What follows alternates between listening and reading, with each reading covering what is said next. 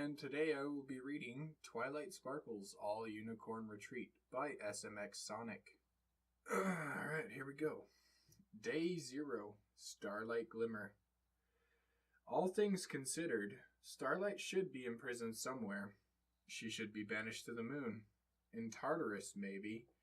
Or locked away in some mirror. Starlight kept this in mind when Twilight told her to clean the castle. To reiterate, the entire castle. It really could be worse. Starlight noticed that Twilight was unusually fastidious today. Usually, Twilight prioritized castle cleaning according to room use. The council room, for example, was cleaned about once a week while the guest bedrooms were scheduled for about once a month. Some rooms, like the secret room that Twilight sauntered into for days at a time, were never truly cleaned. Reorganized, yes, but not given a thorough scrubbing down. "Starlight," Twilight called. "Are you almost done with the hallway yet?" Starlight set down her broom and turned to look at her approaching teacher/friend. "I'm almost done, Starlight. If you don't mind me asking, Twilight, why the sudden need to clean the castle?" "I didn't tell you," Twilight said, tilting her head. "I'm inviting some friends over tomorrow." "Twilight, if it's just the girls, I don't think they'll mind the dust," Starlight snarked. "It's not just the girls," Twilight replied as she charged her horn. "Let me show you something." Both Starlight and Twilight were engulfed in a magical aura, instantly teleporting them from one hallway to another. This one was lined with doors each marked with a different pony's cutie mark. "This," Twilight announced, "is the unicorn wing." The two started walking through the hallway, Starlight admiring the doors on their way through. "I've learned something this past year, Starlight," Twilight said. "I learned that I did have friends in Canterlot before I was sent to Ponyville. It's kind of embarrassing to admit this, being the Princess of Friendship and all, but I couldn't remember their names, much less the fact that I had them." Starlight raised a hoof and opened her mouth, only to put it back down. Friends though they might be, that didn't change the fact that Twilight Sparkle held Starlight Glimmer's fate in her hoof.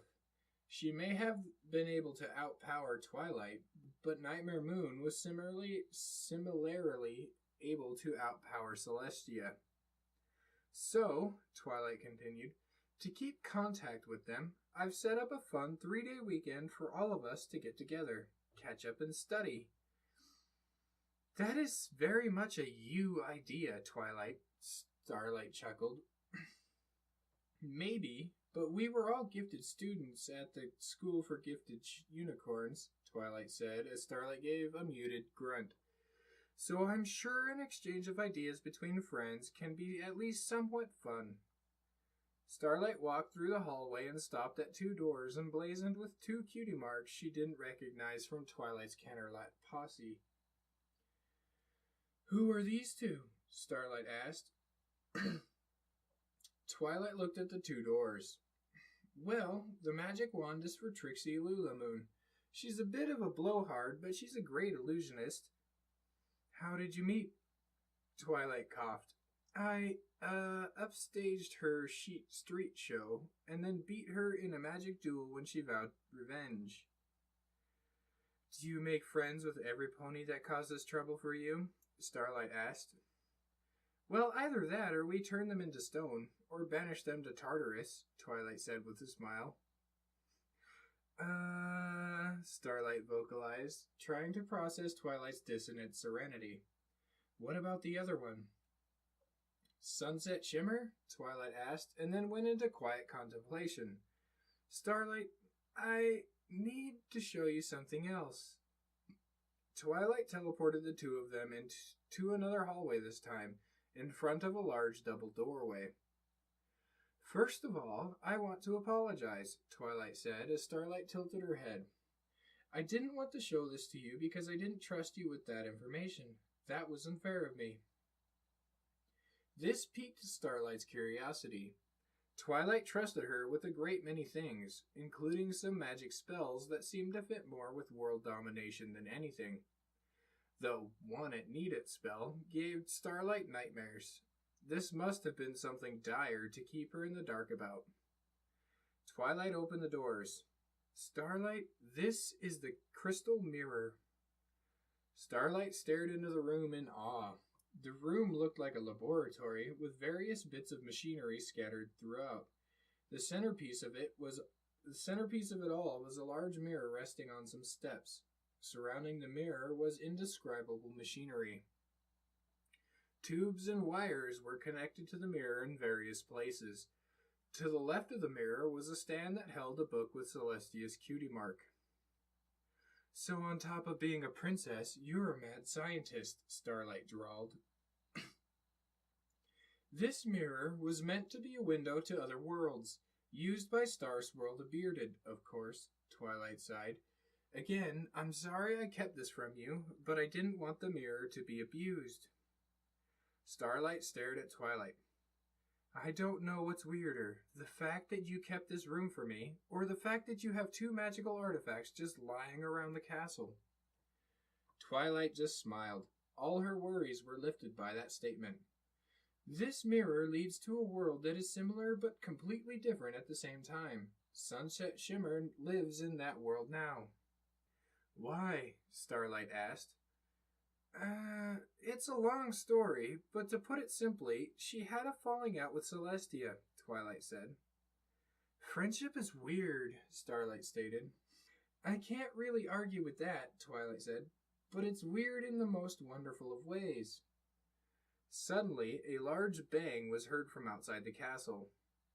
Starlight jumped a little when Twilight just sighed and teleported both her and Starlight to the castle's entrance, where a large wagon was waiting. Suddenly, some heavy jazz music started to play. Starlight tried to look around for the source of the music while Twilight remained straight-faced. The wagon then exploded open into a stage, smoke machines spraying everywhere to obscure it for a few tension-building seconds.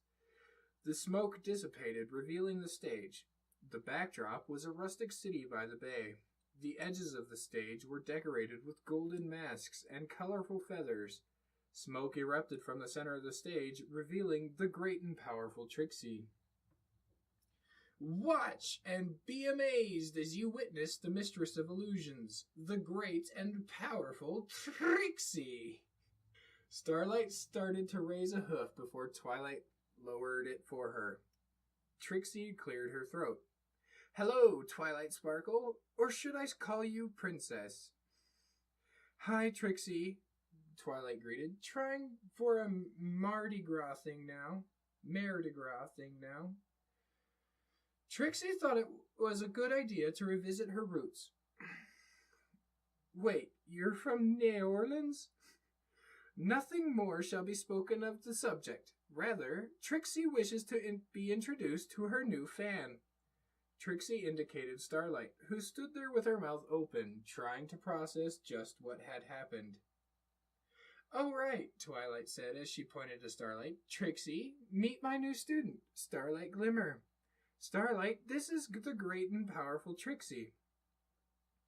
Starlight didn't respond. Her mind still was stalling. She wasn't even looking in Trixie's direction anymore. Her eyes were just transfixed on the stage. Well, it seems Trixie has captivated another audience. More like Starlight has never seen a pony enter like that, Twilight snarked. Twilight Sparkle hasn't tired of ruining another pony's fun, Trixie said as she kicked the wagon, causing the stage to fold in on itself, startling Starlight from her stupor. Only when Equestria is threatened, Twilight said evenly. Trixie grunted as she took her bag from the wagon and walked with Twilight and Starlight into the castle. So, Trixie stated, tell Trixie more about yourself. Well, Starlight stammered, trying to summarize her story. There will be time for introductions when every pony's here. It'll rip the bandage off all at once, Twilight said. Trixie guesses that's fair enough, When is every pony coming anyway? Tomorrow, Twilight said. You're the only one who came early. Trixie scoffed. Early, late, it's all the same to Trixie. Traveling by hoof doesn't grant the luxury of keeping track of the passing days. Trixie does wonder how you sent her invitation. It's sort of complicated. I'll tell you about it while I give you the tour of the castle, Twilight started to explain. Starlight, do you mind tidying up some more? Not at all, Starlight said. I think some chores would help clear my head. Starlight picked up a broom and started sweeping. All things considered, she really deserved worse, but based on what she had learned today, so did a lot of ponies. Forgiveness wasn't the word she would use to describe how Twilight treated her redemption. Trust seemed better. Twilight trusted ponies to not turn on her. Starlight still didn't know that much about Trixie, but what she did know is that Trixie, like herself, was Twilight's friend, despite something that had happened to her in her past. Starlight couldn't help but wonder if the rest of these guests would have similar stories. Woo!